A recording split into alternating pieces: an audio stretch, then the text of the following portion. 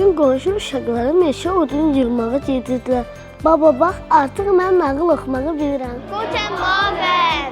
So, wir machen heute eine kleine Wiederholung. Zum Beispiel, Banu, kannst du dich mal vorstellen? Ich bin Banu und ich bin 10 Jahre alt. Ich komme aus Aserbaidschan. Dad, I am learning other language here. This helps me get to know the world better. 你叫什么？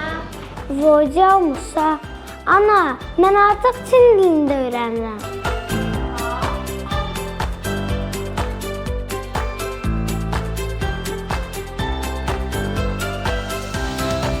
Ana, bax, bu robotu mən düzəltmişəm.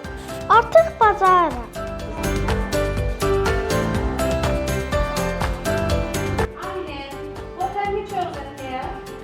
I chose B because we saw dash in the text, so I choose the B variant which they used dash. Ata, mən Azərbaycanın dünyadakı səsi olacağam. What about question number 4?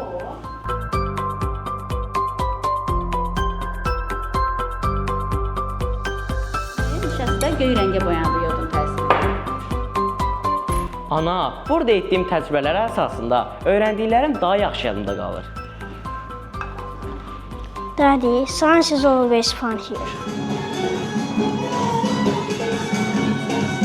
Ana, mən artıq səhnədən qorxmuram.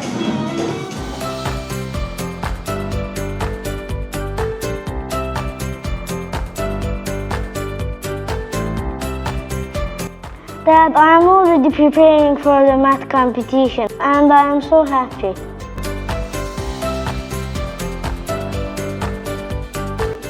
Ata, mən burada sağlam yaşamağı və komanda şəkildə işləməyi öyrənirəm.